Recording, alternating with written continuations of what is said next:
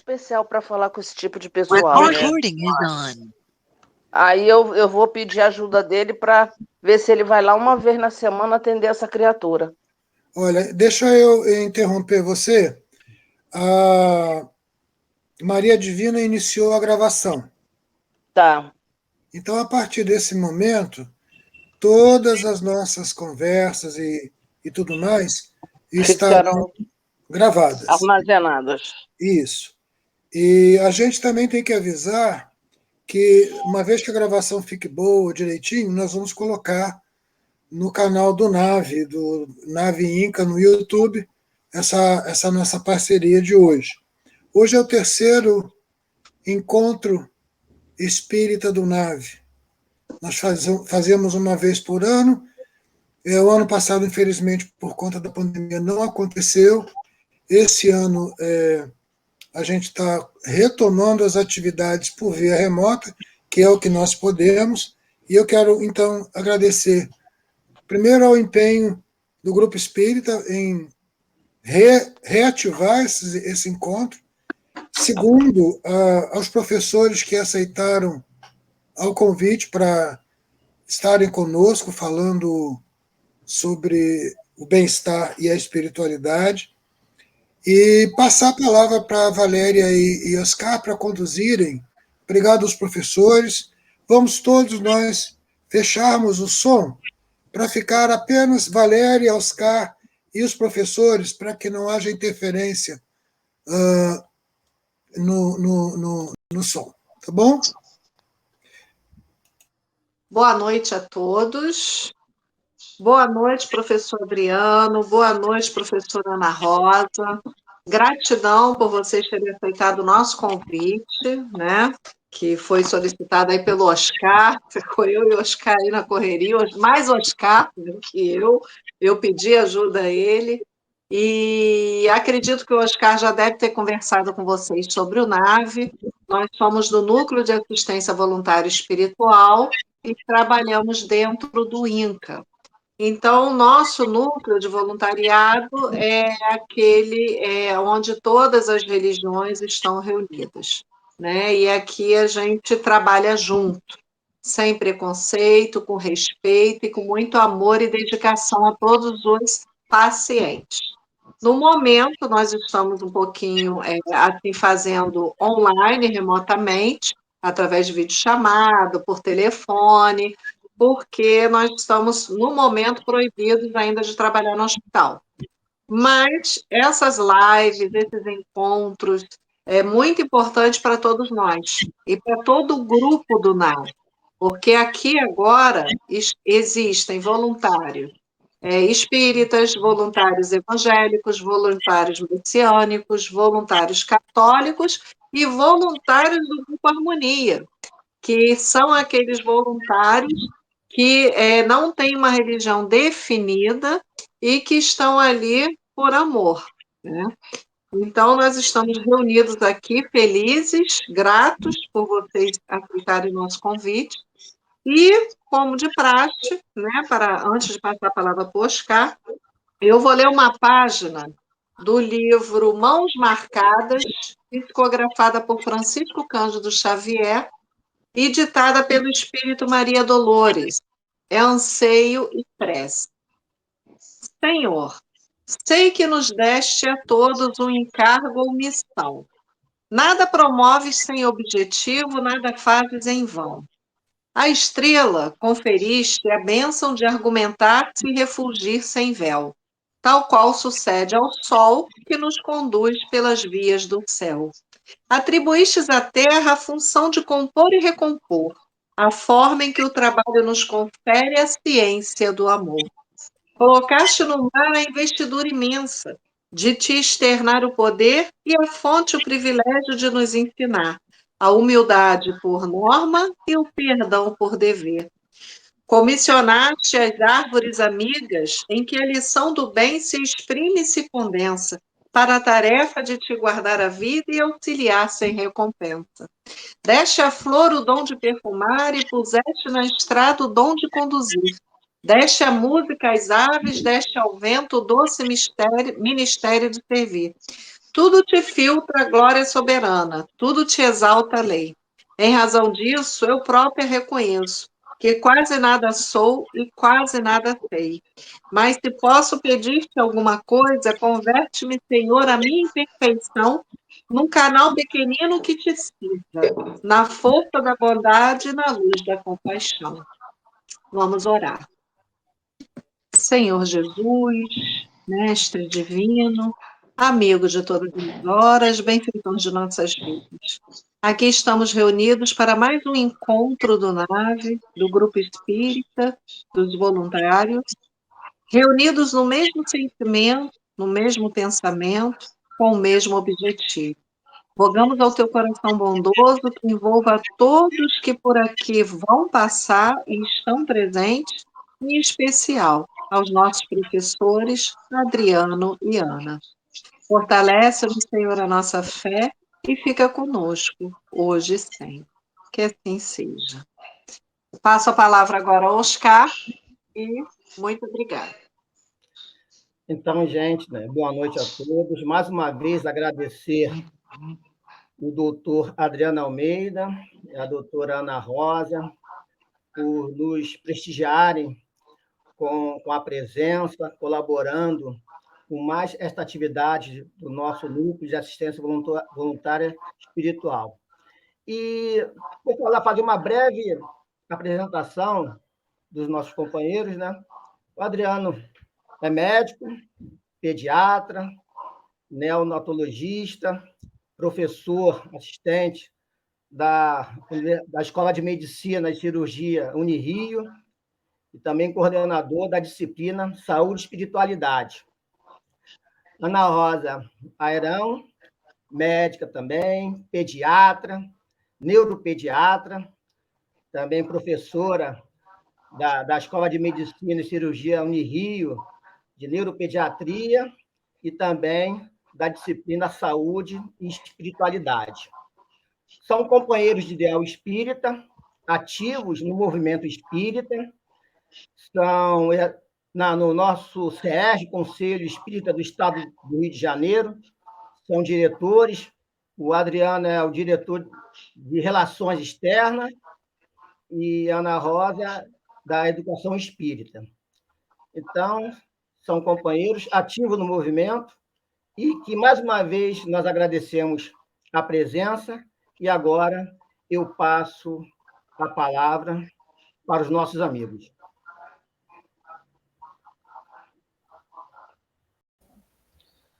Boa noite a todos. A gente quer agradecer muito, né, ao convite do grupo, agradecer o convite do NAVE, né, agradecer ao nosso amigo Tadeu, a gente conhece ele como Tadeu, nosso Oscar Tadeu, e de longo tempo já, e a gente já sabe do trabalho, conhece o trabalho que o NAVE realiza, né, companheiros que trabalharam, atuam no SERJ, o SERJ está, o Conselho Espírita do Estado está fechado, né, não está tendo atividades presenciais já por conta da pandemia, mas companheiros que atuam no SERJ também participam, né, ou participavam pelo menos aqui do grupo do NAVE.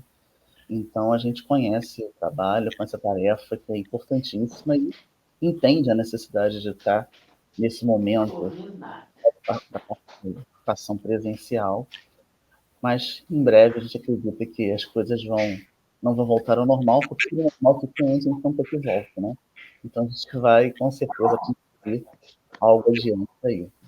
Eu queria saber se eu compartilhar uma apresentação. Aqui.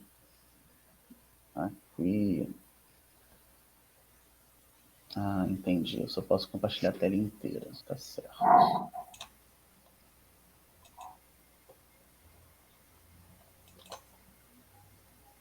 Pode compartilhar, sim. Ok. Vocês estão vendo a minha tela inteira, então preciso abrir aqui o arquivo. Muito bem. Estão vendo a apresentação? Está dando para ver aí? Sim, perfeitamente. Obrigado. A gente vai se alternar. A Rosa quer falar um pouquinho antes da gente... Eu vou passar para a apresentação, né? Que a gente está na mesma sala, Adriano e eu. Uma boa noite a todos.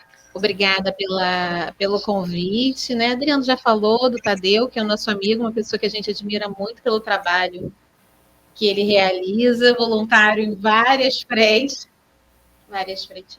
Seu som tá aberto.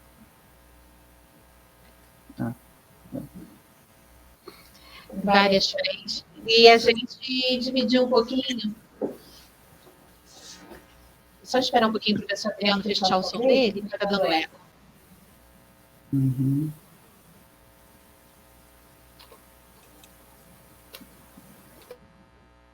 Obrigada.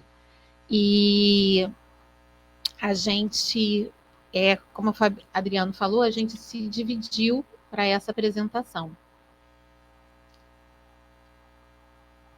Esperar aí, acertar de novo a janelinha. A gente não está acostumado com Jitsia. Pronto. Não, já entrou.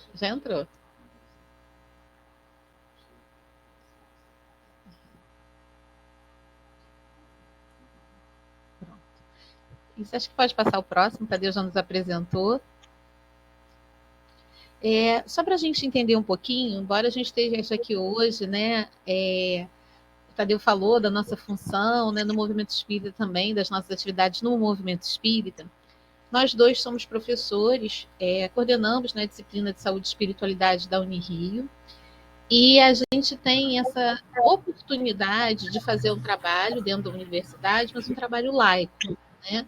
Os nossos alunos são das mais diversas religiões, temos alunos ateus, e a universidade ela é essencialmente laica. Então, a disciplina de saúde e espiritualidade, ela trabalha com base na bibliografia científica, nas publicações científicas. Se vocês verem aqui, né, a gente trouxe aqui só para a gente ter uma ideia do que a gente fala na disciplina, são alguns temas, não é todo o programa. Então, o que a gente vai falar hoje aqui de tarde é um pouquinho, né, da introdução do mundo que se tem para estudar quando a gente está falando de espiritualidade, e espiritualidade independente mesmo de religião. Espiritualidade associada ou não à religião. E tem muita coisa para se falar e discutir. O nosso trabalho de encerramento na disciplina, os alunos são divididos em grupos e eles podem escolher qual a religião que eles querem, e eles estudam qual é o enfoque que aquela religião dá à saúde, qual é a abordagem que aquela religião dá à saúde.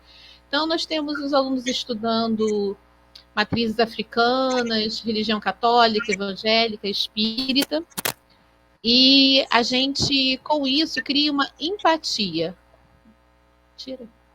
Uma oportunidade de empatia com o paciente, independente, né, da religião do médico, independente do médico ter ou não religião, a gente vai ter uma possibilidade de uma escuta mais sensível, uma escuta mais atenta, se a gente tem algum conhecimento prévio, a gente teve algum contato prévio com a religião do paciente, se a gente já teve antes, estudou, já leu alguma coisa sobre isso. Se o som não estiver bom, eu posso tirar o microfone, porque para mim está dando um ecozinho, não sei se para você está dando. Para mim tá legal. Então tá bom, obrigada, Tadeu. Então a gente vai começar contando uma história, né? A disciplina de saúde e espiritualidade também tem uma maneira diferente de trabalhar. Nosso currículo, ele trabalha muito com a questão do ser humano, né? Um currículo que trabalha com a humanidade. Humanidade no sentido do próprio indivíduo, e humanidades no sentido de que você precisa ter disciplinas transversais, como filosofia, como sociologia, que ampliem psicologia, claro, que ampliem o leque, né, do seu olhar. Então, a gente usa histórias, a gente tem atividades de meditação, a gente tem as atividades práticas, tem atividades de pesquisa. Então, é uma disciplina que tem uma metodologia muito especial. E eu queria compartilhar com vocês uma história. É a fábula do mito do cuidado. Essa história ela está no livro do Frei Leonardo Boff, Saber Cuidar. Certo dia, ao atravessar um rio, Cuidado viu um pedaço de barro. Logo teve uma ideia inspirada. Tomou um pouco do barro e começou a dar-lhe forma. Só que enquanto o ser cuidado, né, a personificação do cuidado, contemplava aquele ser que ele havia feito de barro, apareceu Júpiter. E aí, a gente sabe, né? Júpiter é, para os gregos, Zeus, ele é o Deus Todo-Poderoso. O que Cuidado fez? Pediu a Júpiter que soprasse espírito naquele boneco de barro. E Júpiter, então, atendeu de bom grado. Só que os deuses não são fáceis, a gente sabe. Quando o Cuidado quis dar o nome à criatura que ele havia moldado, Júpiter proibiu. Você vai ter que colocar o meu nome. Ele começou a exigir que fosse imposto o seu nome. Enquanto Júpiter e Cuidado discutiam, surgiu de repente a Terra. E a Terra começou a brigar. Não, eu quero o meu nome também, né, na criatura, pois essa criatura foi feita do barro, é o material do meu corpo, da Terra. E aí começou uma discussão generalizada. De comum acordo, os três pediram a Saturno, um outro deus, que funcionasse como árbitro. E Saturno, então, tomou a seguinte decisão, que pareceu justa, ao menos para ele. Você, Júpiter, deu-lhe o espírito. Receberá, pois, de volta este espírito por ocasião da morte dessa criatura. O sopro da vida vai retornar para você. E você, Terra, que deu-lhe o corpo, receberá, portanto, também de volta o seu corpo, quando essa criatura morrer. A parte da Terra, o corpo, voltará para você. Mas cuidado, como você foi quem pensou na criatura, desejou tê-la, moldou a criatura, ela vai ficar sob os seus cuidados enquanto ela viver. E aí, Saturno, como eu já disse, né, os deuses não são fáceis, diz o seguinte: e como tem essa discussão entre vocês sobre o nome, vou decidir eu, essa criatura será chamada homem, isto é, feita de humus, que significa terra fértil. O que isso traz para a gente, né? O cuidado, ele acompanha o indivíduo do momento que ele nasce até o seu último suspiro. Nós somos criaturas do cuidado.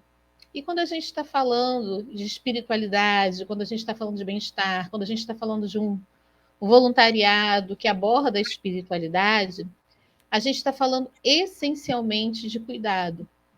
Essencialmente de um aspecto muito sensível e muito especial do cuidado. E aí eu vou pedir ao Adriano, então, para continuar para a gente. Por que cuidado?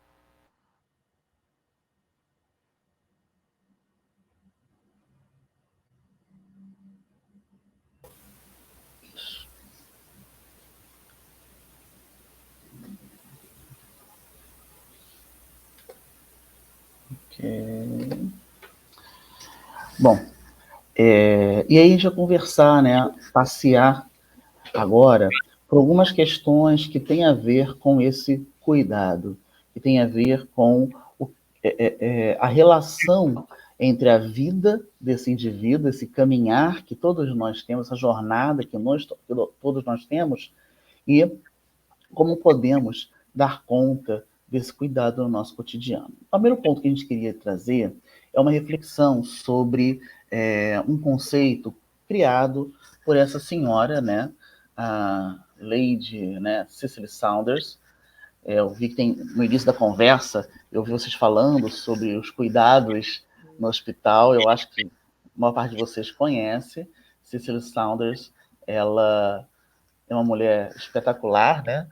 Porque ela cria o movimento hospice, ela cria a ideia e organiza conceitualmente os cuidados paliativos, né, na história dos cuidados paliativos, e ela é uma pessoa esplêndida, porque ela foi, ao longo da vida, ela se formou em enfermagem, em assistência social, em serviço social, em medicina, porque a cada vez que ela se via frente a um desafio que era necessário um saber a mais, ou pelo menos uma titulação, um certificado a mais, ela resolvia isso obtendo esse certificado.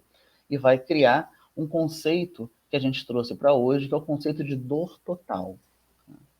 Então, para a gente entender o nosso tema de hoje, que trata do bem-estar e espiritualidade, do bem-estar espiritual, do sofrimento espiritual, e de como que a gente consegue oferecer esse cuidado que é tão necessário para todos nós, é preciso entender, começar, partir desse conceito de dor total. A dor total, ela é um conceito que mostra para a gente que a dor, o sofrimento, ele é multidimensional. Tá? Lidando com pacientes oncológicos em particular, mas de forma geral, a dor, o sofrimento, ele é um conceito multidimensional, porque ele vai afetar a vida do nosso paciente em diversas dimensões. Além da dimensão física, que é óbvia, porque a gente está falando de doença, né? A gente tem outras questões, como, por exemplo, a questão emocional, a questão financeira. Lá, quando nós entramos aqui na sala, estavam conversando sobre a questão da telemedicina, né? da videochamada, da atenção ao paciente, e aí falaram sobre a questão de você atender o paciente e você não sabe o que está acontecendo do outro lado, como é que ele vai reagir emocionalmente ao que está acontecendo, né? Você atender dessa maneira talvez não permita que a gente consiga olhar um indivíduo de forma multidimensional, porque é físico, é financeiro, é emocional e também é espiritual. Mas quando a gente fala em ser espiritual, e a gente vai conversar hoje sobre esse conceito, é que esse espiritual, ele vai para além da questão religiosa. Tem a ver com espiritualidade. E aí, quando você vai pensar no cuidado, tendo em vista o conceito de dor total, ele precisa ser também um cuidado total, um cuidado global. O nosso cuidado, a nossa atenção a esse paciente precisa ser uma atenção que aborde a questão física, da dor física, da doença, do corpo físico, mas também permitir que ele tenha um cuidado emocional, que ele tenha um suporte financeiro, que ele tenha também um cuidado espiritual. E a gente vai ver, então, que é necessário entender qual a angústia espiritual que esse paciente traz. E esse cuidado, ele é centrado fundamentalmente na dimensão humana da pessoa. Quem é esse ser humano? Esse ser humano que ele é complexo, esse ser humano que ele tem muitos desafios no seu cotidiano e que agora ele traz uma situação, ele traz um momento de vida em que há a doença, em que há a dor física, mas em que há as diversas outras dores também, mas ele continua sendo aquele indivíduo que é pai, que é irmão, que é esposa, ou que é marido, né? Enfim, que seja cônjuge. Aquele indivíduo que pode morar sozinho, aquele indivíduo que não, mora numa casa com várias pessoas, o indivíduo que anda de ônibus, de metrô, ou que não, que consegue vir de Uber para o nosso hospital. Então é preciso lembrar que o humano está presente. Então entender que o cuidado acompanha o indivíduo do nascimento até a morte é entender também que a dor que ele sente nessa jornada é uma dor que não tem a ver apenas com a dor física, mas precisa ser enfrentada nas diversas dimensões em que ela se apresenta. E aí, a gente precisa lembrar do tempo que nós estamos, né? Em que momento nós estamos?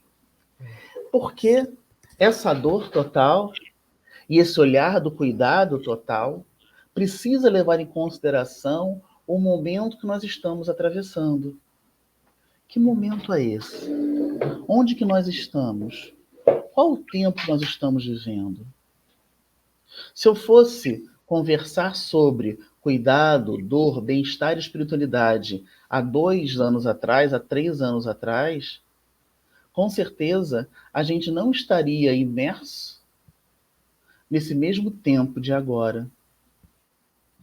Porque vivemos um mundo que atravessa um desafio global. A projeção não está aparecendo para mim.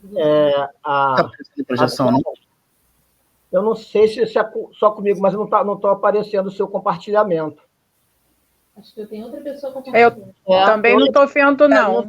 Também Eu não. também não estou vendo o compartilhamento, não está aparecendo. Tem outra pessoa compartilhando aí.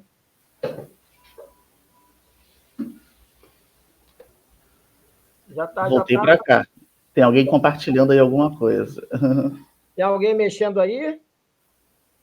Acho que você tem que tentar compartilhar de novo. Acho que vai por cima desse compartilhamento. Deixa eu tentar compartilhar novamente.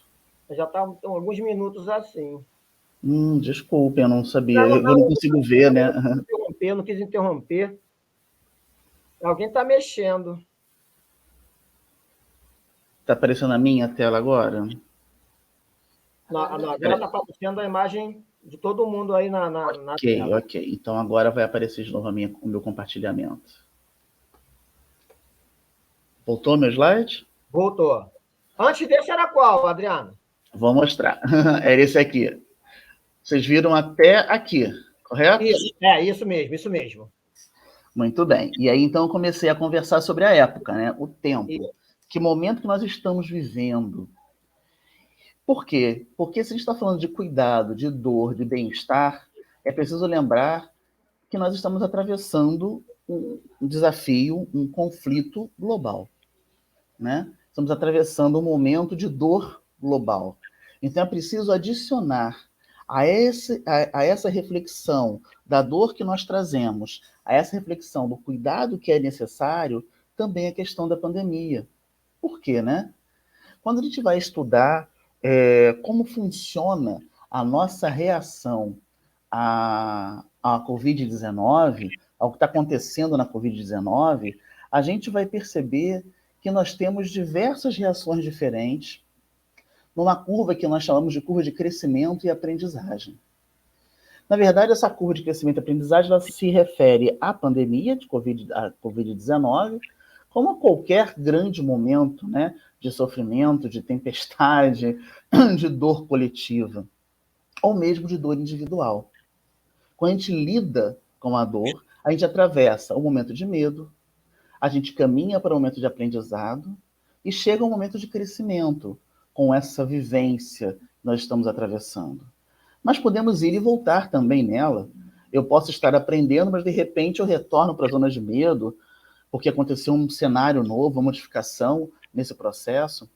Então, no momento que nós estamos vivendo hoje, mais do que nunca, é importante olhar para o que vivemos, olhar para as dores que estamos atravessando, lembrando que, adicionado às questões que nós já trazíamos antes, nós agora também temos esse complexo Covid-19 e as nossas relações, e as nossas reações, e as nossas ações frente à Covid-19.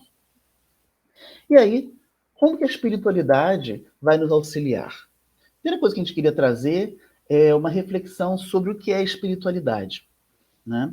Como a Ana Rosa já falou no início, eu também falei um pouco atrás, espiritualidade pode ter a ver com religião, mas não necessariamente. Tá? Por quê? A gente vai conversar um pouquinho sobre esse conceito.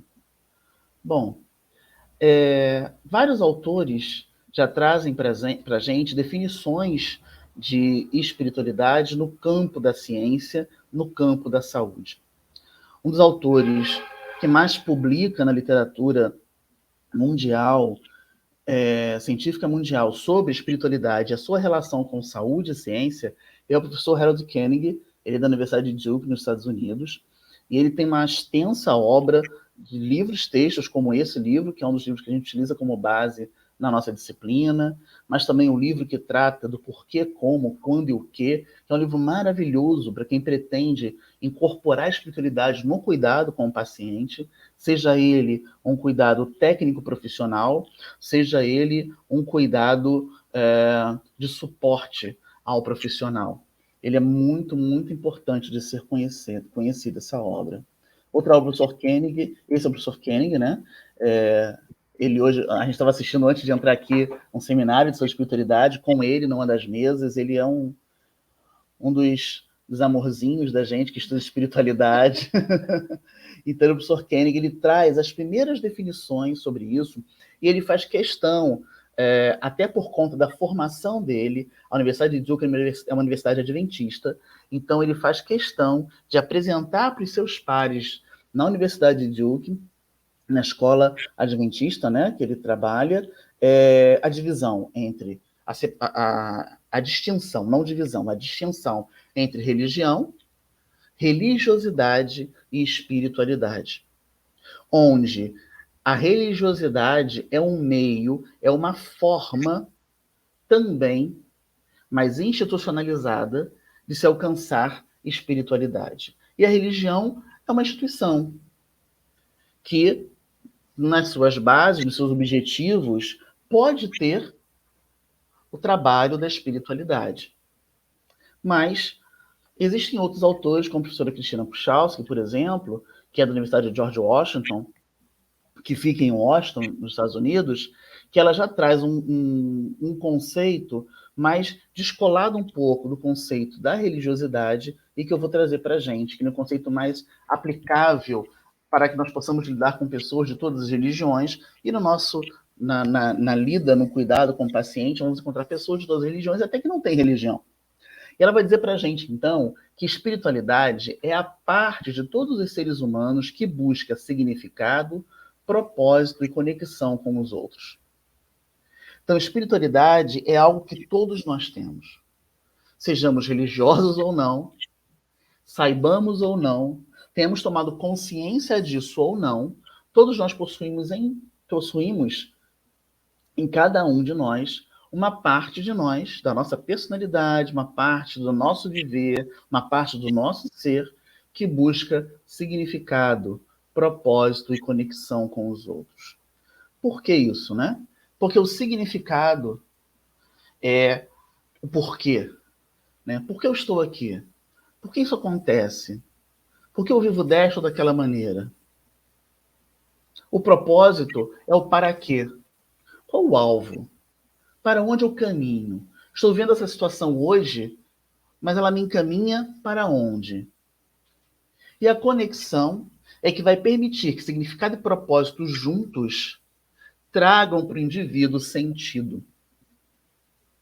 Essa conexão pode ser comigo mesmo, com a comunidade onde eu estou inserido, com Deus, a transcendência, o nome que a gente queira dar, pode ser com a natureza. Enfim, significado, propósito e conexão estão entrelaçados na construção de sentido de vida. Isso é espiritualidade. E quando a gente vai lidar com um paciente, por exemplo, que é ateu, eu não preciso perguntar para ele qual é a religião dele. Mas eu posso trabalhar a espiritualidade conversando com ele sobre o que traz significado. O que te explica as coisas que você vive?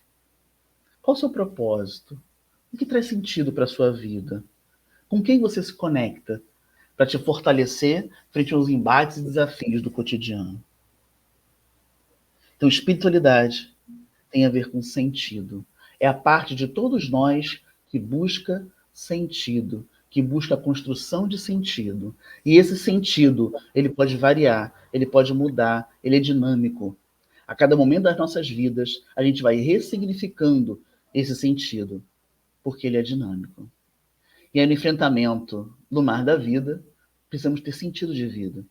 Porque se o barco está no meio do mar, e não sabe de onde veio, nem para onde vai, nem com quem pode contar, ele não chega no porto mais próximo, no porto necessário. Então, para conversar um pouquinho de sentido, vou pedir para a Ana Rosa apresentar essa personagem.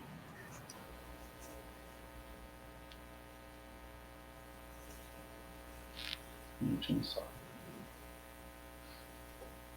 Eu preciso parar aqui o meu áudio. A gente não tem essa habilidade com isso ainda, né? Estamos desenvolvendo essa habilidade hoje. Nós estamos mais acostumados com o Zoom, né?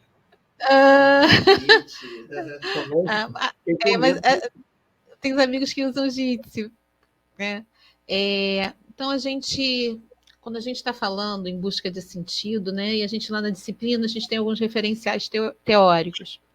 Viktor Frankl é um referencial teórico que a gente tem na disciplina de saúde e espiritualidade. Esse livro aqui eu recomendo, quem não leu, que leia. Esse livro tem, inclusive, um PDF na internet disponível gratuito para leitura. Né? Desde que não seja usado para fins comerciais, ele pode ser baixado gratuitamente. Então, assim, acho que é uma leitura obrigatória para quem trabalha com espiritualidade, principalmente para quem trabalha com pessoas que estão em momentos decisivos da sua vida. O Viktor Frankl é um psiquiatra judeu, austríaco, que teve a sua infância durante a Primeira Guerra Mundial. Então, seus pais eram funcionários públicos na Áustria, eles tinham uma situação financeira muito boa, e quando chega a Primeira Guerra Mundial, a situação financeira, né, de todo o país cai, e ele e os irmãos eram obrigados a mendigar para ter o que comer, pedir nas ruas. Termina a Primeira Guerra, as coisas se reorganizam, a economia se estabiliza, ele se torna médico, sempre foi muito afeito às questões do psiquismo, do emocional, a filosofia do porquê estarmos aqui, tanto que aos 16 anos ele escreveu uma carta para o Freud, né? Mandou uma correspondência para Freud, já lia o material que Freud produzia. E quando ele se torna, então, médico, e ele, ao longo da sua carreira, vai se tornar responsável pelo setor de neurologia de um hospital em Viena, onde ele recebia as pacientes, as mulheres que tinham sobrevivido ao suicídio ou que tinham ideação suicida grave. Então, ele atendia por ano 3.000 mulheres, que para mim assim, é um número assustador, que a gente acha que o suicídio é uma questão moderna, recente, né? Mas não é uma questão recente. A gente vê num país, né, com o histórico da Primeira Guerra, com toda essa situação, isso fala das mulheres, das pacientes mulheres. Né? Então, quando Hitler, né, quando os nazistas anexam a Áustria, ele, então, um médico judeu, chefe de um serviço que atendia pessoas com transtornos mentais graves, é convidado, entre aspas, a fazer eutanásia nas suas pacientes. Tanto o convidado quanto a eutanásia, bem entre aspas, porque o convite é para que ele assassinasse as mulheres com transtornos de saúde mental. Como ele se recusa, ele e toda a família dele são enviados para um gueto. O pai dele morre lá, a esposa dele é obrigada a abortar o primeiro filho deles, e eles são enviados depois para os campos de concentração. Ele, a mãe, a esposa, o irmão.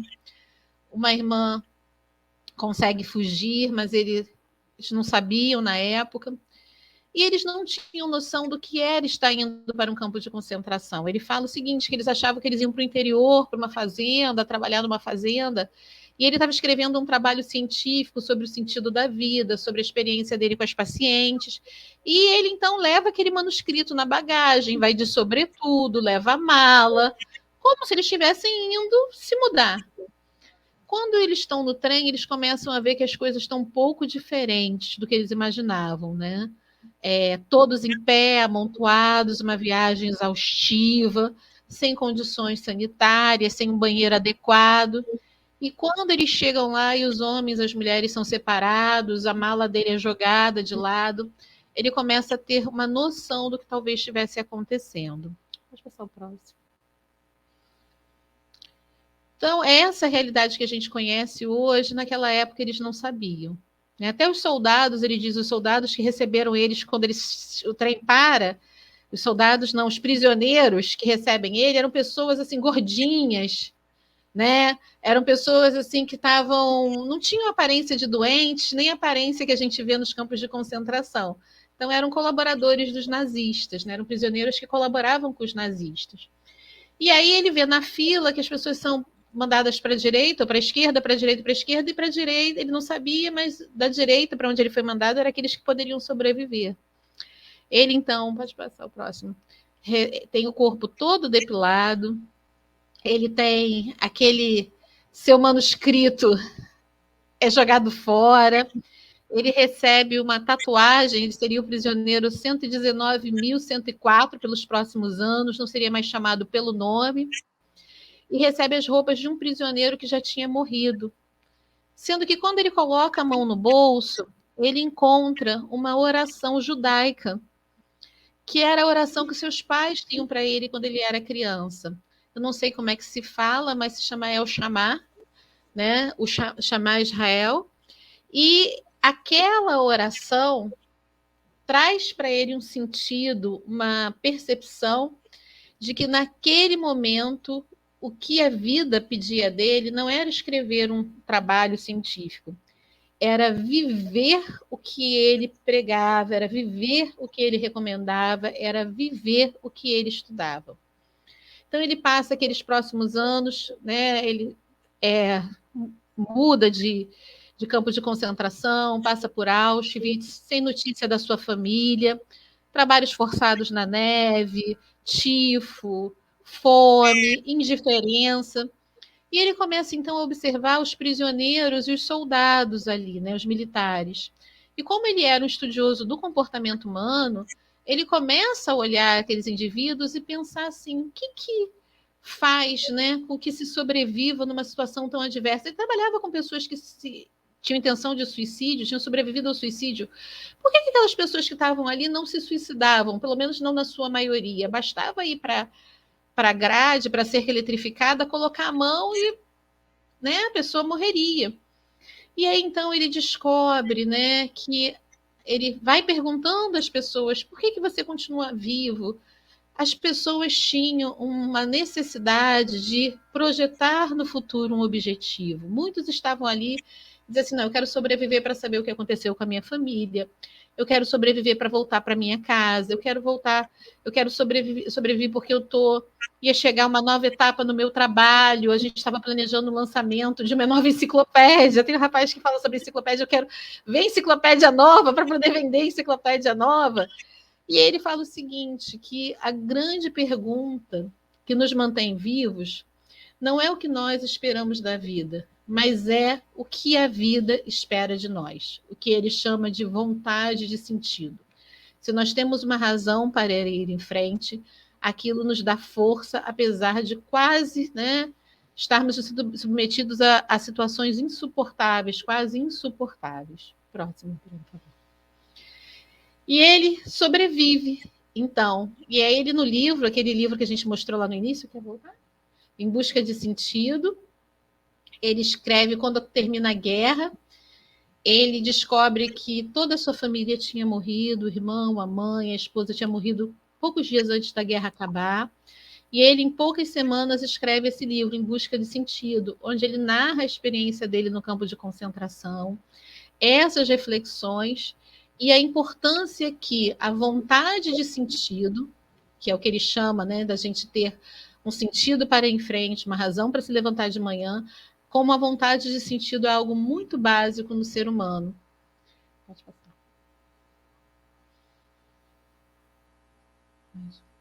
E aí ele termina, quando ele sai dali, lança o livro, ele cria a terceira escola de psicologia austríaca.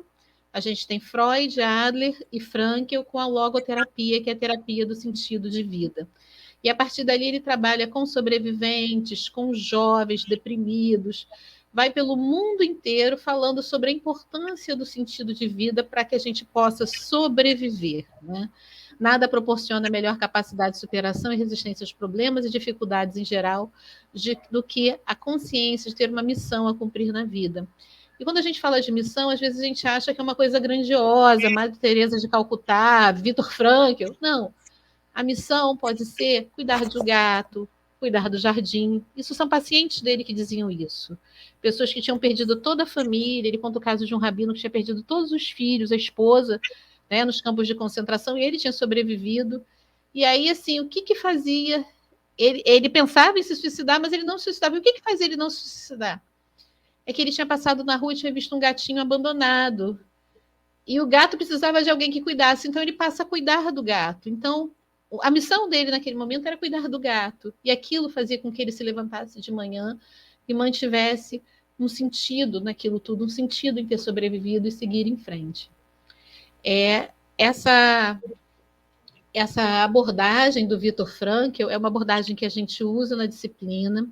A gente trabalha com os nossos alunos esse olhar da espiritualidade como algo que confere essa busca de sentido, não necessariamente podendo estar ou não, né, associado a uma ideia religiosa. E aí eu pensei no grupo Harmonia, que vocês falaram, achei tão interessante, que é um grupo que não tem uma ligação religiosa, mas está trabalhando por causa de um ideal. Eu achei isso muito interessante aqui quando a gente estava aguardando o início. Então, a Adriana agora vai continuar para a gente.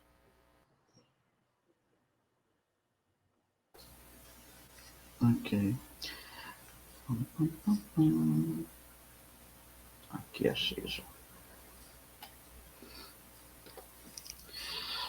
Só peço que, por favor, avisem do tempo, né? Porque eu não vi o horário certinho que começou. Tá? Bom, e aí a gente falou sobre cuidado, falamos sobre a dor total, que a Cecily Saunders traz para a gente, e a necessidade do cuidado total. E aí dentro do cuidado, nós temos também o cuidado espiritual, já que a dor espiritual também existe. E aí então falamos dos conceitos de espiritualidade e da relação, né, de que espiritualidade, para o nosso ponto de vista enquanto profissionais da área de saúde, está relacionado com o sentido de vida. E aí, então, o que esse sentido tem a ver com o bem-estar? Né? A Rosa já explicou um pouquinho, falou um pouco sobre isso quando falou do conceito de sentido de vida trazido pelo professor Frankl. Bem-estar espiritual é uma sensação, é aquilo que nós sentimos, que nós vivenciamos quando possuímos algo que justifique a nossa existência. Né? Quando nós temos esse algo, quando nós percebemos e somos conscientes da nossa espiritualidade, dessa parte que nos encaminha frente ao sentido, frente à vida, né? Enfrentando os desafios que nós atravessamos, que são naturais do nosso cotidiano, essa sensação, esse bem-estar que nós percebemos é o que nós chamamos de bem-estar espiritual. Isso é interessante que nós temos escalas, a gente tem como medir isso. Né? Então, eu tenho como conversar com o meu paciente, tenho como levar para o meu paciente algumas questões que me permitem avaliar se ele tem bem-estar espiritual. Então, eu tenho instrumentos que me permitem fazer uma anamnese espiritual, uma história espiritual desse paciente, percebendo se ele possui, se ele consegue identificar na sua vida significados, propósitos e conexões. Ele encontra isso, então ele possui espiritualidade, tem como quantificar isso, usando algumas escalas. E o que ele sente ao perceber isso, o que ele sente ao perceber, ao ter consciência de que ele possui significado, propósito e conexões em sua vida, é o que nós chamamos de bem-estar espiritual, que a gente também tem como pontuar. Existem escalas, a gente conversa com ele e vai pontuando isso. Em oposição ao bem-estar espiritual, nós temos o sofrimento espiritual. É importante, vou falar dessa importância no final. O sofrimento espiritual, ele vai surgir justamente quando ocorre a perda de significado, a perda de sentido, a perda de esperança, né, que está aliado ao propósito, espelhando-se na dor espiritual. Então, quando o nosso paciente, quando aquele que nós somos responsáveis pelo cuidado, ele perde esperança, ele perde sentido, ele perde significado no seu viver, ele passa a apresentar uma dor espiritual, um sofrimento espiritual.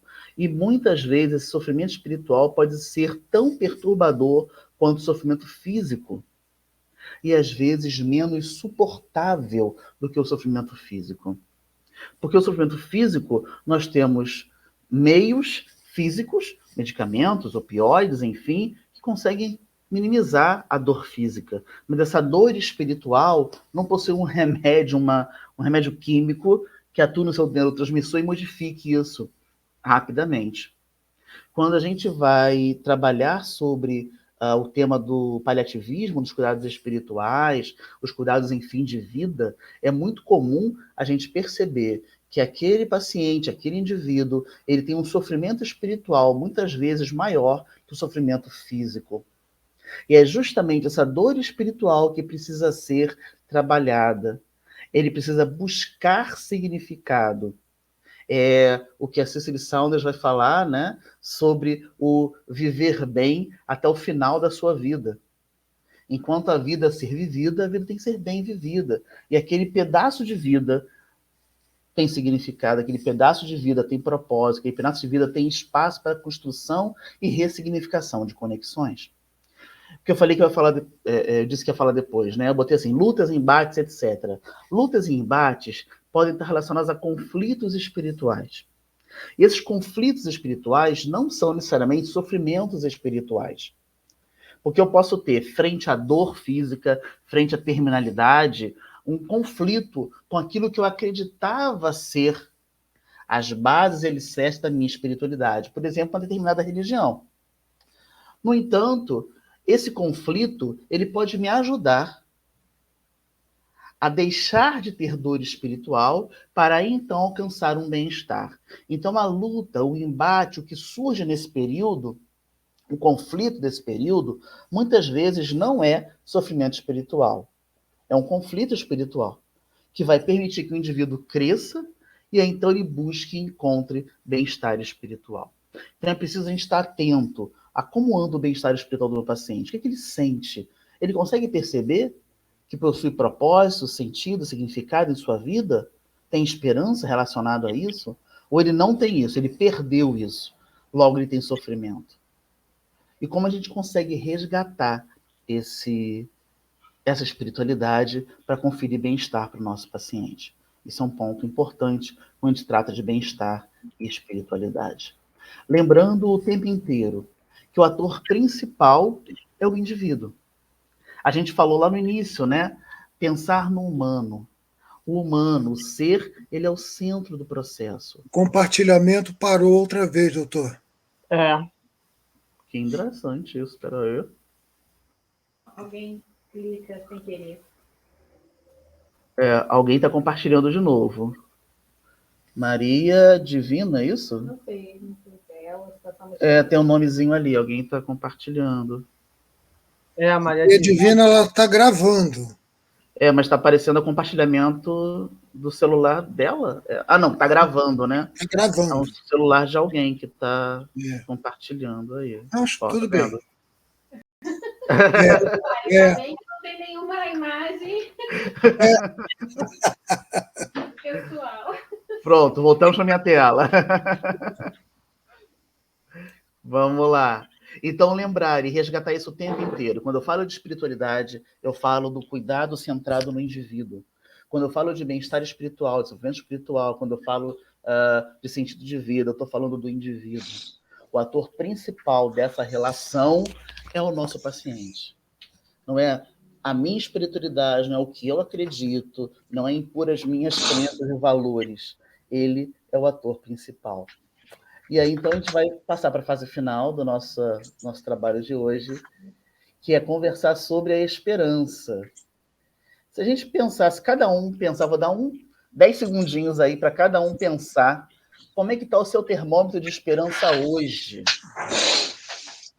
Vamos pensando aí, enquanto eu troco aqui, eu fecho meu microfone aqui.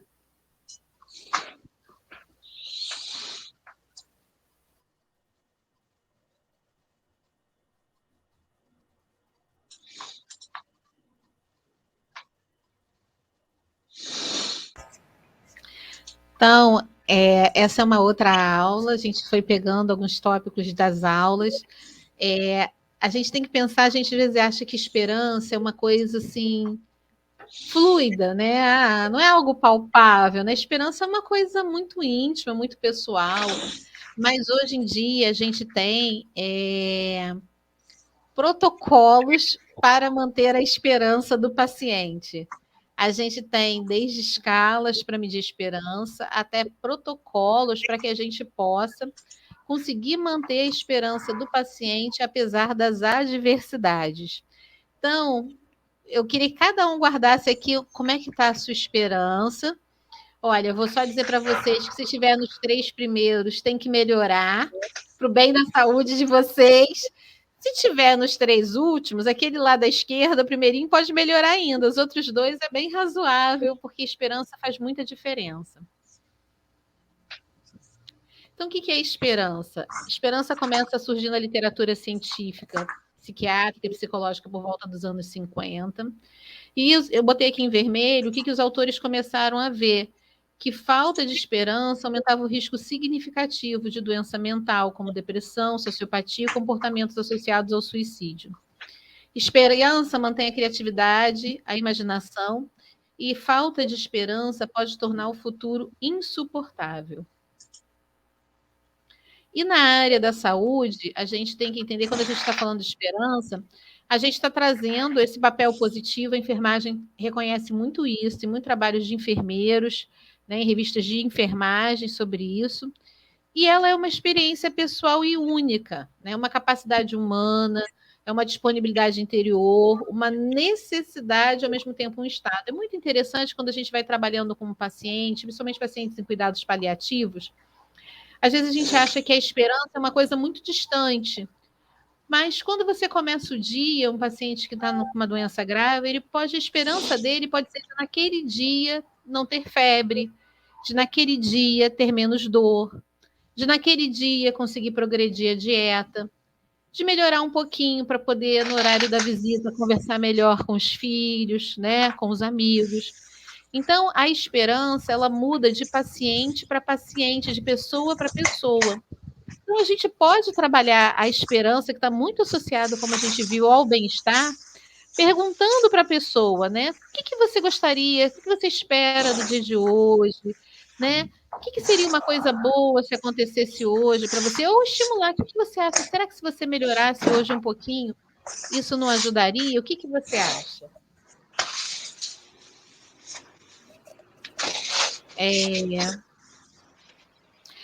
Esperança também, né? É uma coisa que a gente... Saiu. Para mim não está aparecendo mais a tela. Por quê? Pronto, voltou.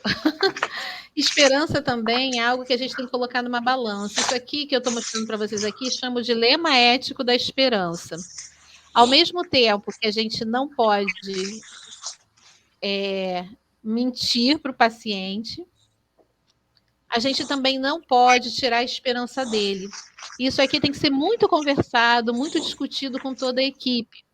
Né? Eu também vi uma pessoa falando ali antes sobre assim, uma determinada pessoa de uma determinada religião, que tem uma ascendência religiosa, dizer que o paciente vai sair de um coma, que tem certeza absoluta que ele vai sair de um coma, e dizer isso para a família.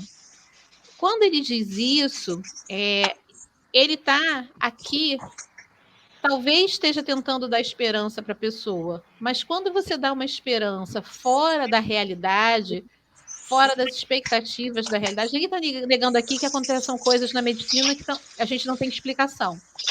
Mas quando a gente alimenta uma esperança a todo custo, a gente também vai aumentar o sofrimento e a perda depois. Porque a gente corre o risco de depois essa família abandonar a religião, abandonar a confiança que tinha, se sentir traída. Então, o tempo todo a gente fica nessa balança aqui, né? Até onde a gente fala, até onde a gente estimula o paciente a confiar um pouquinho mais, alimenta aquela esperança. Isso tem livros sobre isso. E isso é muito importante para o coping, né? Coping é um termo também que vocês vão ler muito, a gente vai ver muito na parte de estudos de espiritualidade, porque existe um coping religioso, que eu acho que é o que mais interessa para vocês. O coping religioso, são as estratégias que a pessoa vai ter através do conhecimento religioso dela, da filosofia que ela traz de vida, para lidar com as situações. Então, se a gente vê aqui no item 2, né, é o processo que o indivíduo tem para tentar resolver as suas fontes de estresse, regular as suas reações emocionais e a capacidade de resolver um problema que surja ou resistir a uma situação que se revele difícil. O coping ele pode ser positivo e negativo. Quando o coping é positivo, ele faz bem ao indivíduo. Então, assim, o coping religioso positivo, a gente rezar, né? A pessoa, por exemplo, que reza, ela tem uma sensação de entrega, ela tem alimentado a fé dela, a esperança dela no futuro. Um coping religioso negativo, quando a pessoa vai se sentindo culpada eu estou aqui, a minha doença é um castigo de Deus, eu estou abandonado por Deus. E aí isso faz com que a religião, ao invés de ajudar o indivíduo a enfrentar, ela pode causar mais depressão e mais problemas de saúde. Como é que a gente pode inspirar esperança, então, nas pessoas? Que isso também vai levar ao bem-estar espiritual. Cultivando a autoestima, né? Todo mundo que tem uma filosofia de vida acaba tendo mais esperança. A espiritualidade, os laços sociais, os laços de afeto, a percepção de ter algum grau de controle. Então, a pessoa está acamada, ela não pode fazer nada. Mas ela pode, hoje, por uma chamada de vídeo, ela pode encomendar as compras da família dela. Ela pode, por uma chamada de vídeo, mandar entregar umas flores para alguém que está fazendo aniversário. Ela pode, pela chamada de vídeo, escolher e montar um cartãozinho no WhatsApp e mandar para alguém, né, de feliz aniversário, de participação numa festa que ela não possa estar presente fisicamente. Então, assim, são situações pequenas onde a gente pode manter a autonomia da pessoa. O coping mental, né, é isso, é o que a pessoa consegue pensar, projetar, organizar quando ela está numa situação grave, por exemplo, aqui esse artigo, por exemplo, é de pacientes em unidades críticas, né, unidade de terapia intensiva. E quem são as pessoas que a gente precisa trabalhar ainda mais inspirando a esperança? Aqueles pacientes que vocês encontrarem que estão passando por essas situações. Muitos problemas físicos num período pequeno de tempo, experimentando dor e desconforto com frequência, estão sendo submetidos a vários procedimentos invasivos, né, com muita frequência, então biópsia, endoscopias, cirurgias lá para funções venosas profundas, dissecções venosas, conhecer pessoas que faleceram no mesmo problema de saúde. Quando eles se sentem sozinhos, acham que ninguém se importa. Quando tem uma família que é muito pessimista, a família que não liga e não visita a pessoa, ou pessoas que já tiveram, por exemplo, assim, estão ali no hospital e tiveram numa internação anterior uma experiência ruim no hospital, não se sentiram acolhidos, não se sentiram bem. Essas pessoas, se vocês identificam que estão passando por essa situação, e a gente vê pacientes com câncer, pacientes internados, frequentemente estão nessa situação, são pacientes que têm risco de ter níveis menores de esperança e que precisam que a gente trabalhe com eles. Isso faz diferença para a vida deles, para o dia a dia. Esse questionário aqui, que é um questionário que se usa internacionalmente, chamado HOPE, ele é um questionário que ele trabalha identificando aspectos da espiritualidade, da religiosidade da pessoa. E a gente colocou, escolhemos por quê? Porque ele traz algumas perguntas que podem nos ajudar a saber por onde caminhar e como abordar aquele paciente, independente da religião. Então, quais são as fontes de esperança dele? Onde que você encontra conforto? Onde que você encontra paz? O que você se apega nos tempos difíceis? O que dá apoio, faz você dar para frente? Se ele é parte de uma organização religiosa, se aquilo é importante para ele, se aquilo ajuda.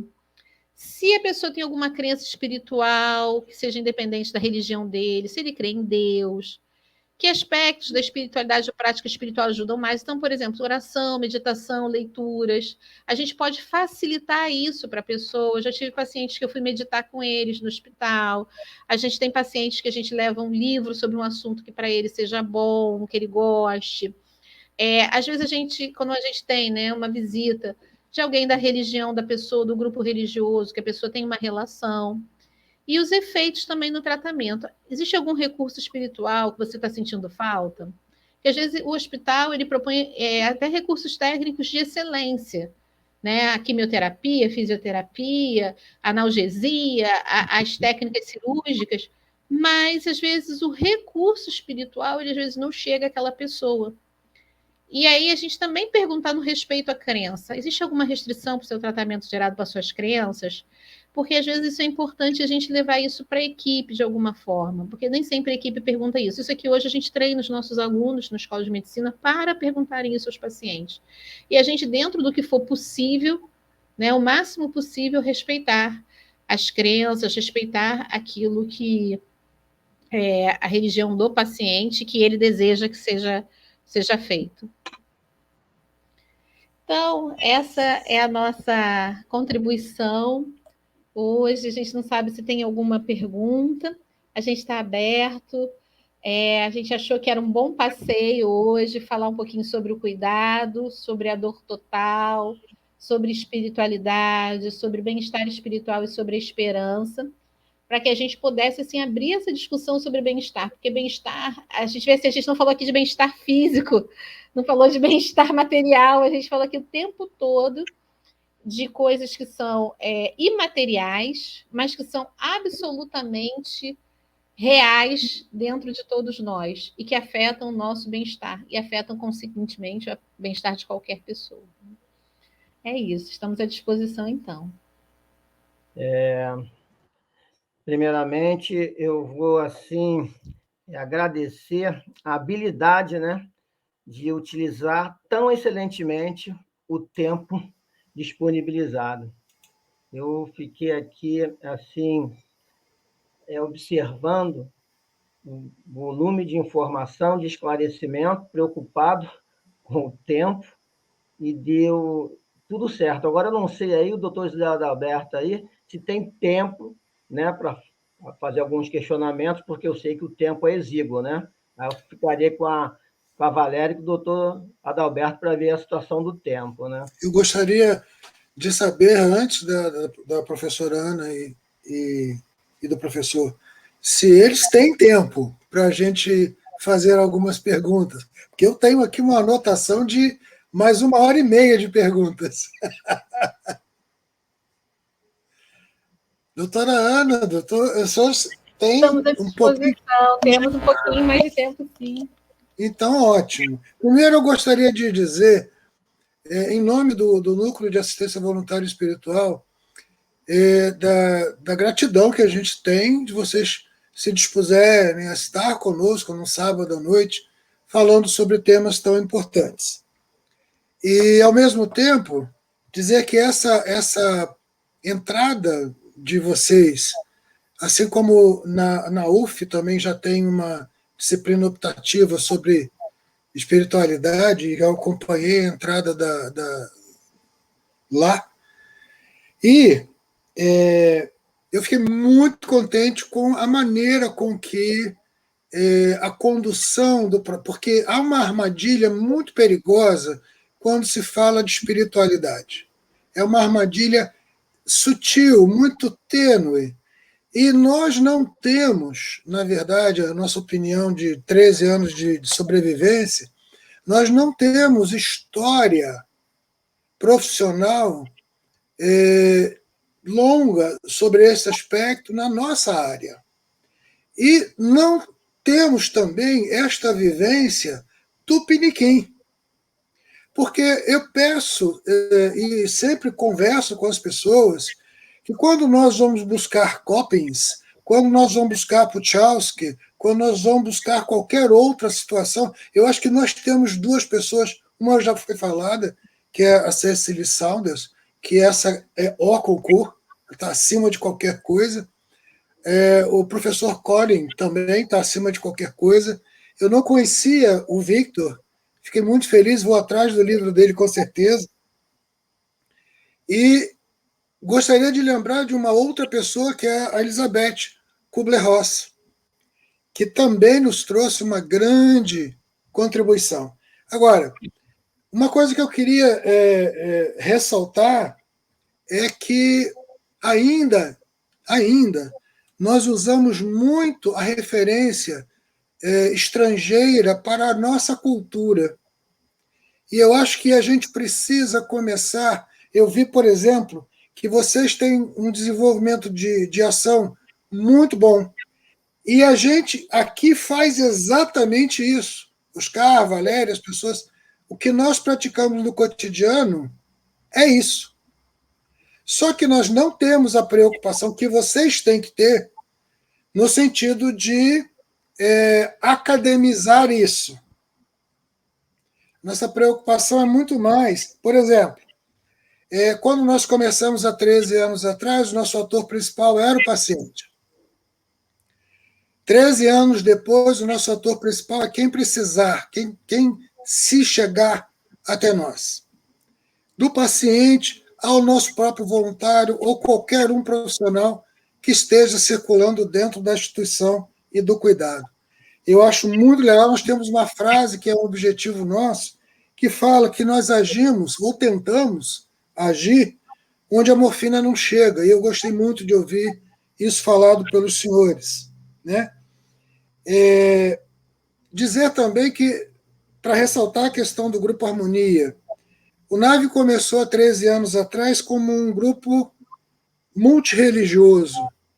Depois ele evoluiu para um grupo interreligioso. E o nosso destino, se Deus quiser, vai ser apenas o Harmonia, independente de religião. Não ter nem grupos, apenas doação.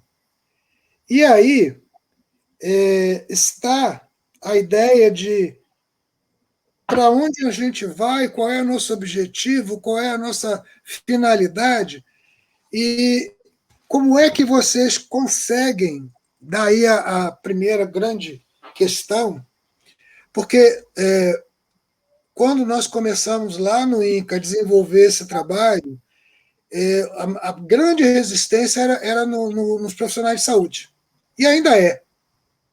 Né? Nós temos no grupo de enfermagem uma grande parceria, hoje nós temos no grupo de serviço social uma grande parceria, mas médico é um bicho danado. E a gente gostaria de ter, por exemplo, vocês que vivem talvez os dois lados dessa moeda, ou seja, vocês estão na sala de aula e estão também na enfermaria. Como é isso? Na prática. Olha, a gente, primeiro assim, né? A gente tem hoje a disciplina de saúde e espiritualidade em 3 universidades aqui do Rio de Janeiro, no curso de medicina em 3 universidades públicas, que é a UF, o UERJ e a Unirio. A UF foi a pioneira, depois veio a Unirio e a UERJ. Mas nós já temos ligas de saúde e espiritualidade nas 4, né? Então, a FRJ ainda não tem disciplina, mas já tem uma liga acadêmica. Então, essa realidade, toda mudança de paradigma ela é lenta. A gente tem um paradigma que se instalou na saúde ao longo dos últimos séculos, né? São 300 anos, né? Do paradigma materialista, que separou a ciência da religião, o que é importantíssimo, porque senão a gente não teria avançado. Mas o paradigma materialismo na ciência, ele passou por uma negação de tudo que não pudesse ser pesado e medido. Então, passou a ser objeto de pesquisa apenas aquilo que pode ser quantificado. E a gente ainda tem muito esse preconceito hoje nas pesquisas que a gente vê dentro do meio médico, do meio científico, que se valoriza aquilo que é pesquisa quantitativa e se valoriza menos o que é pesquisa qualitativa, que são as pesquisas que falam das percepções, da subjetividade, da emoção. Esse paradigma está em mudança. Né? A gente está caminhando para um paradigma que valoriza a subjetividade, né, do indivíduo que está passando pelo processo. Eu posso medir todos os marcadores no sangue, eu posso pesar e medir todos os microgramas, né, das doses, mas isso não descreve a percepção, a experiência que aquela pessoa que é única está passando. Então, isso vem, a enfermagem é muito pioneira nisso. Quando você fala assim, a enfermagem é claro e notório, porque a enfermagem ela tem uma tradição do cuidado, do olhar sobre o humano, e cultiva isso. A enfermagem está ali do lado do paciente no dia a dia dele, né? Muito mais do que os médicos ali o tempo todo. Então, pelo menos a maioria dos médicos. Agora, a gente vem, então, tendo essa mudança de paradigma. E a gente vê, e eu acho que isso traz muita esperança para a gente, para todos nós, que as gerações mais novas elas já trazem um olhar bem diferente. Então, a disciplina, por exemplo, lá na Unirio, quando a gente abre, é uma disciplina optativa. A gente abre com 20 vagas. Todos os semestres a gente tem que pedir para a secretaria para ampliar o número de vagas, porque lota e fica gente querendo na fila de espera, porque os alunos desejam estudar isso. Né? Ontem a gente participou de uma banca, de um TCC, um trabalho de conclusão de curso de uma aluna que vai ser cirurgiã.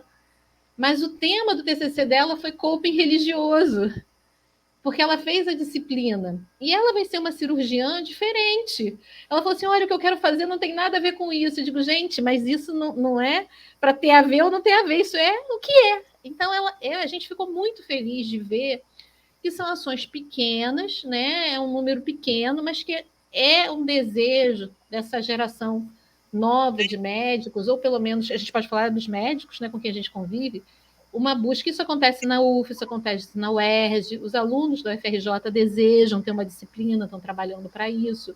Então, existe um desejo da geração nova de que isso mude. E aí a gente consegue, assim, levar isso para o dia a dia. É claro que lá dentro da universidade a gente teve também algumas resistências quando a gente vai propor uma disciplina dessa, né? A disciplina, ela não nasce assim tão facilmente, você tem que fazer um programa, você leva para os conselhos, né?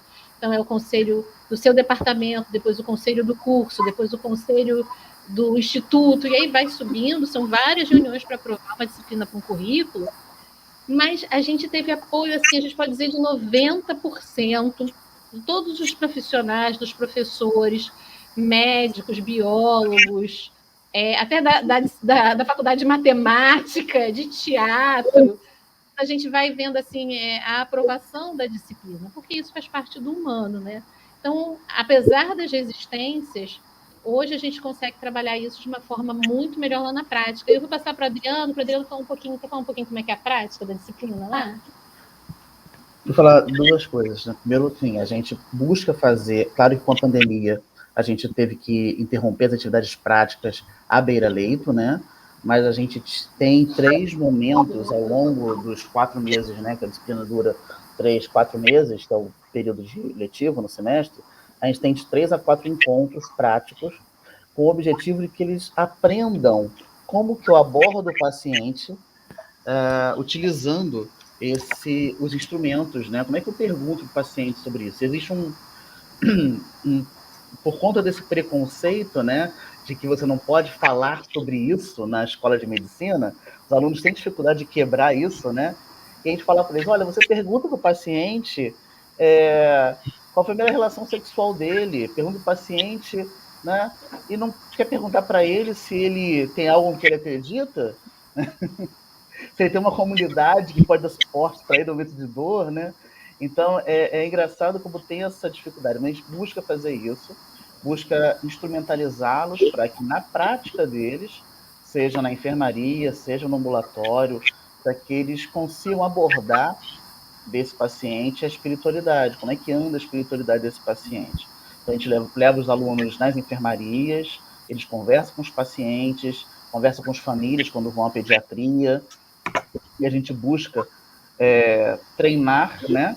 Tem a parte do treinamento, a parte técnica, e, por outro lado, existe um outro objetivo que não só a nossa disciplina, né?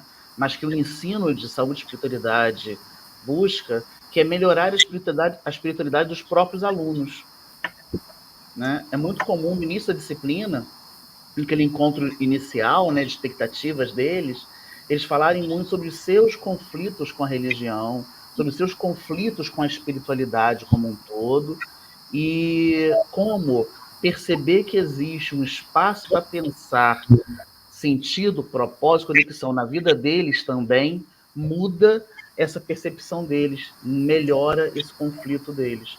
Então, esse é um ponto também interessante a gente lembrar que existe, né? Falando sobre os autores, né? Está falando sobre a questão da literatura, que a gente tem o professor Koenig, o Pschauski, né?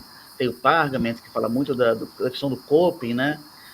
Nós já temos no Brasil centros de pesquisa e que escrevem, publicam muito material em língua portuguesa para a gente poder utilizar, né? Então, o Núcleo de Pesquisa em Espiritualidade e Saúde da Federal de Juiz de Fora, né? Um núcleo grandioso, imenso, o professor Alexander Moreira Almeida, que é psiquiatra, né? Ele é da Sociedade Brasileira de Psiquiatria, enfim, ele da Sociedade Mundial, da Academia Mundial de Psiquiatria também, e ele construiu esse núcleo, ele coordena o núcleo, né? Que faz muita pesquisa. Eles validaram escalas, estudaram português, né? Tem textos interessantes, né, sobre a questão das experiências espirituais e como se diferencia isso de, por exemplo, surtos psicóticos. Então, tem literatura em português sobre isso para a gente. Na própria FJF, né, tem um outro núcleo, que é o núcleo de gerontologia e geriatria, onde eles têm linhas de pesquisa sobre espiritualidade e saúde. Então, eles trabalham com fisioterapeutas, enfermeiros, psicólogos, que estão fazendo seus mestrados, doutorados, e que estão estudando espiritualidade na UFJF. A USP tem um setor muito importante de estudo de espiritualidade, no estudo de psiquiatria da USP de São Paulo, na USP Capital, né? Então, a gente já tem no nosso país já literatura em português, literatura que está crescendo, e o número de pesquisa vem crescendo bastante no Brasil. Tem uma pesquisa grande sobre experiência de quase morte, né, que é conduzida aqui no Brasil, uma experiência agora sobre perfil genético e, por exemplo, mediunidade. Né? Existe diferença, né, do perfil genético do indivíduo que é médium e do indivíduo que não é médium. Na família do médium tem uma coisa diferente na sua carga genética, né? Eles estão fazendo um trabalho sobre isso, com análise de DNA. Então, tem muita coisa sendo feita no Brasil já, tem crescido bastante as pesquisas na nossa terrinha também em torno desse tema. Professor, posso lhe fazer mais uma pergunta de saia justa? Sempre. Nós temos uma tradição, porque assim, eu sou muito atento à sua fala e à da professora Ana, por conta de que nós temos uma tradição, já que falamos de tradição, médicos inclusive, de sermos considerados capazes e transmissores por decurso de prazo e tempo. Eu sou cirurgião, então, depois de 30 anos, eu devo ter aprendido a fazer alguma coisa em cirurgia. Depois de 43 anos, mais ainda. E aí, teoricamente, eu sou apto a ensinar alguma coisa de cirurgia a alguém. O fato é que ensino e aprendizagem não tem nada a ver com capacitação. E aí, a mesma questão, que eu acho que é aí um dos grandes nós que a gente precisa destravar, é como é que a gente consegue imaginar a capacitação do profissional médico que vai orientar um outro elemento em formação, de que maneira, onde, como. Através da sua fala, vejo que há um interesse paralelo, que deve ter muito a ver também com o seu conceito religioso. E isso aí leva a estudo, leva a aprendizado, enfim. Mas quando a gente pensa que isso daí é uma necessidade, como é que a gente vai olhar para quem forma esses formandos? De que maneira? Não há decurso de prazo para religiosidade, espiritualidade e religião na área médica. Como é que a gente vai sair dessa cruz? Porque, para mim, comecei e perguntaram assim, você vai abrir uma igreja? Eu falei, cara, se fosse abrir uma igreja, eu ia ficar rico. Quando a gente estava passando pelos conselhos, né, porque assim, é necessário uma série de aprovações para que você tenha disciplina na universidade pública, até porque eu tendo agora a disciplina, a gente pode manusear recursos. Né? Eu posso ter bolsista, eu posso ter linha de pesquisa com orçamento e tal. Então, existe uma responsabilidade da universidade em conferir, né? Olha, você pode ter uma disciplina. Então, existe isso. E nesse caminho, foi interessante que, em determinado do conselho, foi perguntado, né? Então, essa disciplina espiritual, se a gente abrir a portinha lá, você vai me dar vai me rezar, vai me fazer uma coisa assim, né? Porque existe, né, essa visão que está muito ligada à questão da religião, né? Você vai fazer um trabalho religioso, né? E aí é preciso explicar, né? E apresentar, e mostrar literatura, falando que, independente da religião, a espiritualidade existe. Isso é um ponto. Sim, mas eu quero saber especificamente onde você vamos lá. sentou para pegar essa capacitação. Vamos lá. E aí a questão é como é que você estuda isso, né? Como é que você se forma para formar, né? A gente, hoje em dia, você como já tem escolas que já vêm antes de nós estudando isso, você tem grupos de estudo, grupos de pesquisa, né? Como eu falei, na Juiz de Fora, São Paulo, na Unicamp também tem, núcleos que estudam espiritualidade na área de saúde. Então, você consegue, nesses espaços, através do estudo da literatura que existe, né, construir pesquisas e aprender sobre, né? Eu, particularmente, sempre estudei muito a questão relacionada à educação médica, né?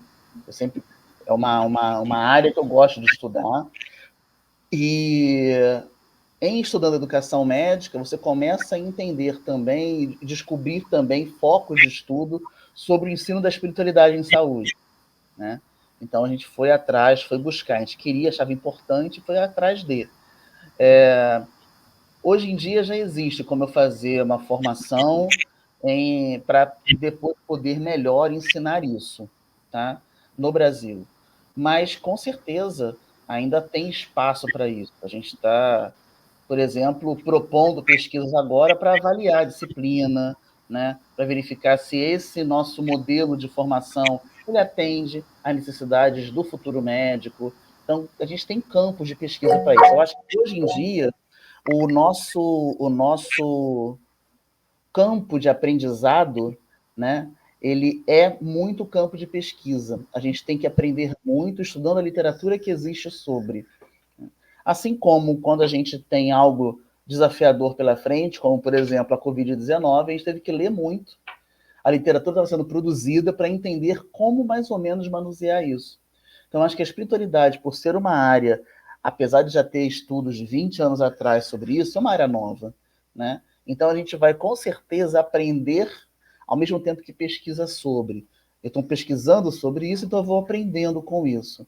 O que é uma coisa muito rica, porque remonta, né, ao início histórico da educação médica, né? Você aprendia a partir do momento que você se dedicava a pesquisar sobre aquilo, né? Eu não tenho livros prontos, até tem hoje em dia bibliografia pronta, mas não tem um volume de bibliografia que eu tenho, por exemplo, para cirurgia, né? Que a gente já tem muitos livros-texto e cada vez menos usam, né? Porque a gente está vendo que as coisas caminham tão rápido que eu preciso estar aprendendo como está sendo pesquisado. Eu acho que a espiritualidade entrou nesse caminho aí da contemporaneidade da pesquisa e aprendizagem paralelo. Muito obrigado. Eu posso fazer um adendozinho? Eu acho que é uma pergunta muito importante, porque a gente vê assim, que tudo também se mercantiliza hoje, né? E a gente tem um risco muito grande de ter pessoas vendendo uma formação de algo que elas, na verdade, só veem um nicho de mercado, como todo mundo quer fazer. E aí eu acho que, nesse ponto, as universidades têm uma grande responsabilidade, né? Qual é a nossa responsabilidade? E aí a gente puxa um pouco para a gente, né? A gente está organizando os simpósios, a gente está oferecendo material bibliográfico, a gente está fornecendo um material validado pela comunidade científica internacional, a gente divulgar os grupos nacionais, a gente tem um grupo do GENCA, que é o grupo da Sociedade Brasileira de Cardiologia, que é um grupo com uma base muito pioneiro, né, e muito bom em termos de... As pessoas são pessoas muito ligadas à pesquisa, são pessoas que são intensivistas e estão lá estudando espiritualidade também, então é quase assim um dobro de carga horária de estudo, porque você se manter atualizado na sua especialidade e ainda, né, divulgar dentro de uma sociedade como é de cardiologia, com o nome da Sociedade Brasileira de Cardiologia, tem um grupo de estudos em espiritualidade, é uma tarefa muito árdua. A gente tem o NUPS, né, da Universidade Federal de Juiz de Fora, com o professor Alexander Almeida e o Giancarlo. E a gente, nesse período, por exemplo, assim, como é que nós aqui no Rio fazemos? Nós nos unimos para manter um intercâmbio, né, até científico mesmo. Porque com quem que a gente vai se atualizar? A gente vai se atualizar com quem já estuda mais isso e, ao mesmo tempo, com quem está construindo conhecimento, vamos participar dessa construção. Então, eu acho que esse é um alerta também muito grande, né, para que as pessoas entendam e procurem os institutos públicos, as universidades públicas e as sociedades para fazerem assim, seus cursos, assistirem seus vídeos, buscarem referências de literatura, porque a gente já vê pessoas se aproveitando disso como um nicho e vendendo uma formação que não tem nada de errado, a pessoa pode vender o curso que ela quiser. A questão é se ela está vendendo algo que ela tem condições de fornecer, se ela vai entregar aquilo que ela promete. Ou se a gente vai ter um viés religioso, a gente vai ter, assim, tem coisas que onde a espiritualidade pode ser muito prejudicial se você não abordar certo. Por exemplo, prece é uma coisa que a gente sabe que os trabalhos dizem que ajuda no prognóstico do paciente, oração. Só que você tem um momento de você oferecer. Eu não devo oferecer uma oração para uma pessoa que está na emergência, uma pessoa que vai fazer uma cirurgia logo assim, você está indo para a sua cirurgia, você quer que eu reze por você? Eu vou rezar por você. Porque se você está na emergência, acabou de sofrer um acidente, alguém diz, vou rezar por você, o que você imagina? Que você está muito mal, né? A pessoa precisa rezar por mim. Então, essas pessoas, quando a oração, por exemplo, é oferecida em abordagem dessa forma não técnica, né, cheia de boa vontade, mas não tem nenhum preparo ali, ela prejudica o prognóstico do paciente. Esse paciente ele vai pior, a oração, ao invés de ajudar, atrapalha. Então, a gente precisa entender que a espiritualidade é de todos nós, esperança é de todos nós, gratidão é de todos nós, perdão é de todos nós. Mas quando a gente está falando do outro, de usar isso dentro de um âmbito terapêutico, é preciso responsabilidade, é preciso seriedade, é preciso embasamento científico. Então, eu recomendo, assim, a Associação Brasileira de Psiquiatria tem uma parte sobre isso, nos congressos eles sempre têm, a Sociedade Brasileira de Cardiologia, a gente tem o NUPES, em Juiz de Fora, lá na Unirio, a gente sempre está fazendo, uma vez por ano, pelo menos, a gente faz um simpósio aberto, esse ano o simpósio foi online, e sempre estamos tentando juntos montar, a gente, antes da pandemia, fizemos um simpósio integrado das 3 universidades. Então, é uma maneira da gente buscar fontes que são fontes, pelo menos assim, que ninguém tem um objetivo de lucro pessoal, né, ao estar trabalhando por aquilo. Existe um sentido de vida também para nós, professores, que estamos trabalhando com isso, né? O principal objetivo da gente inicial era ajudar os nossos alunos que têm alta taxa de ideação suicida, os estudantes de medicina têm alta taxa de ideação suicida. E quando a disciplina surgiu, um dos professores que trabalha com a gente, coordena a disciplina com a gente, o professor Júlio Tolentino, que é cardiologista, ele tinha acabado de fazer uma pesquisa entre os alunos, e a gente tinha dentro da nossa universidade, no nosso curso, um índice de ideação suicida alto, que nos assustou muito. Então, a disciplina também surgiu com o propósito de ajudar os alunos. Então, isso também dá sentido de vida para nós, professores, né? Então, eu acho que a gente tem que ter essa preocupação de onde é que a gente vai buscar o conhecimento. Acho que isso é muito importante registrar para as pessoas que estão ouvindo, né, e que vão assistir depois esse vídeo. Muito obrigado. Ana e Adriano, eu agradeço a vocês, né, a explanação aí para a gente. E eu só vou acrescentar uma coisinha aí, que eu sei que era a questão aí do doutor Adalberto, e agora com o que você falou dos alunos, é que realmente a gente precisa estudar, a gente precisa aprender, a gente precisa conhecer. Isso é fundamental na nossa vida. Nós que somos espíritas, nós sabemos disso. Eu vou dar um exemplo rápido, né, que é aquela pergunta que a gente faz para um pai ou para uma mãe de família. Você tem 4 filhos. E aí você chega para o pai chega reclamando, nossa, eu cuidei dos 4 filhos iguais, fiz tudo para eles iguais, eu dei a educação igual, por que um filho não faz o que eu faço? E aí a resposta está na pergunta do pai, porque ele realmente deu a educação igual. Ele não poderia ter dado a educação igual. Ele teria que ter dado uma educação diferente para aquele que precisava mais de atenção, mais de amor, mais de carinho. Então, o NAVE, ele tem a experiência. Nós temos a experiência com todos os pacientes. Aqui nós temos um grupo de voluntários e cada um já participou e já passou por várias experiências, eu principalmente, com pacientes que pedem, sim, antes da cirurgia, para fazer uma oração. Que pedem, sim, para a gente, ora para o meu filho, que meu filho está preocupado em casa, e vice-versa. Então, eu acho que a experiência, o que está faltando, eu acho, no nosso Brasil, independente de ter todos os estudos, é o NAVE para ajudar na alavanca principal da espiritualidade e saúde. Vou puxar Vocês essa podem gente pro nosso registrar lado. bastante as experiências e colocar, né, num blog ou numa revista online, porque assim, isso é real mesmo, né? Isso é real, O que a gente precisa fazer é uma ponte. Agora, eu vou só vou abrir aqui uma coisinha. quando o paciente pede, ele já está preparado. É diferente de eu oferecer. Então, assim, eu volto a dizer, a gente está atendendo a necessidade do outro, né? Então, assim, quando o paciente pede, ele quer. É diferente do paciente estar indo para lá e eu oferecer assim, né? Agora, eu acho que é muito importante vocês registrarem a experiência de vocês, que, por exemplo, Elizabeth Kubler-Ross também é base teórica da nossa disciplina. Ela registrou milhares de casos de experiências de quase morte, de pacientes terminais. E a experiência dos indivíduos, ela tem uma carga de aprendizado que a teoria não traz. Então, assim, o olhar de quem não é médico, o olhar de quem não é profissional de saúde, o olhar da pessoa que tem uma determinada religião, que teve uma determinada experiência de vida, que tem uma faixa etária X ou Y. Então, assim, muda a abordagem, muda a maneira de olhar aquela experiência. Então, assim, olha, se vocês tiverem em algum lugar essas experiências registradas, não sei se vocês já têm um livro publicado, mas eu recomendo. Você está fazendo isso, Ana? Por que eu estou fazendo isso? Porque eu tenho que vamos recomendar na disciplina. Pois é, ele já está preparando isso. Mas eu falei isso só para acrescentar, para complementar, porque realmente isso é muito importante. Eu acho que a experiência é tudo. E a gente aprendeu isso com o nosso Mestre Jesus, né?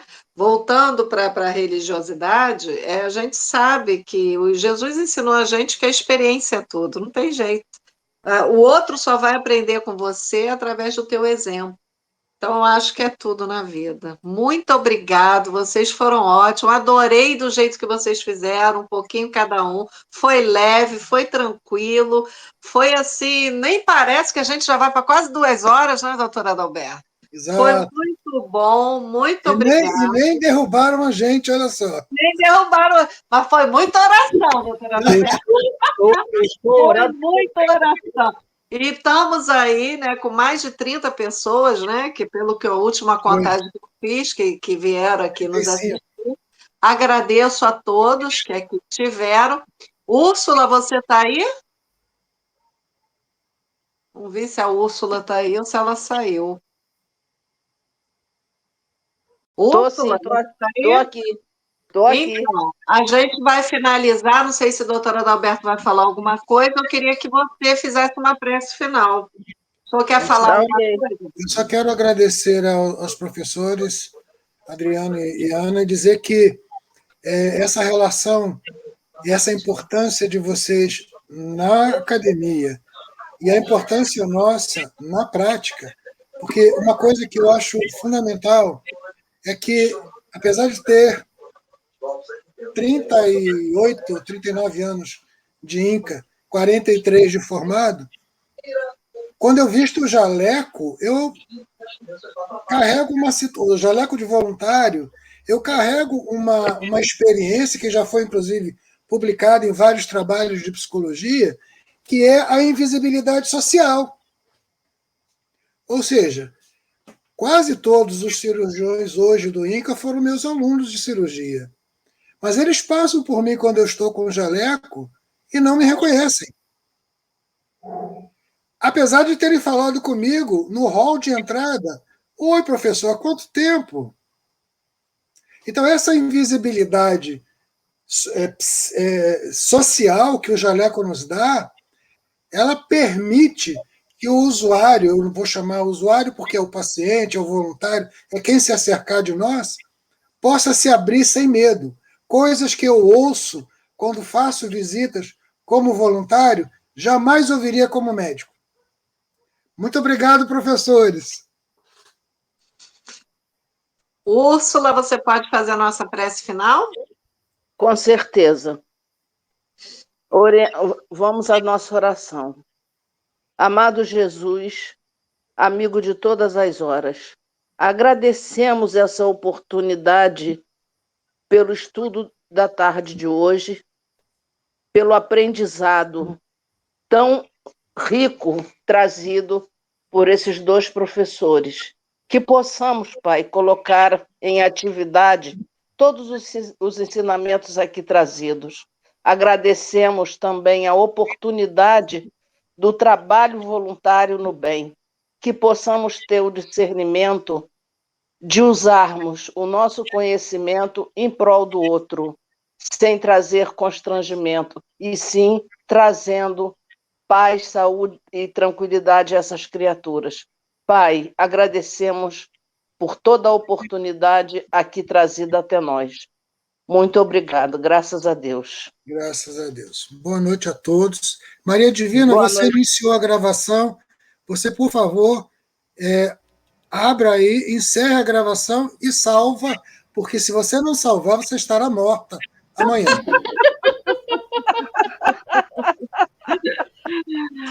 Doutora Isso, Ana, tá Adriano, muito obrigado, foi muito bom. Obrigado a você. Eu quero fazer Obrigado. depois um convite, doutora Ana e Adriano, eu quero fazer um convite depois a vocês, mais para frente, vou falar com o Oscar, para ele até entrar em contato, que nós fazemos uma vez por mês, na última sexta-feira, uma live de estudo, né? Educação continuada, né? Que nós chamamos no NAVE. E aí a gente vai conversar sobre um tema. Se vocês puderem participar, a gente agradece. Tá bom? Tá ótimo, obrigada. Tá ótimo. Obrigado. Foi um prazer. Obrigada, Obrigada, professora Adriana. Obrigada, Ainda professora está Ana. gravando, hein, Divina? Não perde essa gravação, não, Divina. Professora a gravação divina. Excelente Professora Adriana, reunião, professora maravilhosa. Ana, muito obrigada. Boa noite. Uma forma Parabéns leve. pelo trabalho de vocês. Parabéns. Boa noite a todos e Tchau. muito obrigado. Boa noite, Lília. Valeu, Adriana. Valeu, Boa Ana. noite. Boa noite a todos. Obrigado, Tadeu. Tchau, tchau.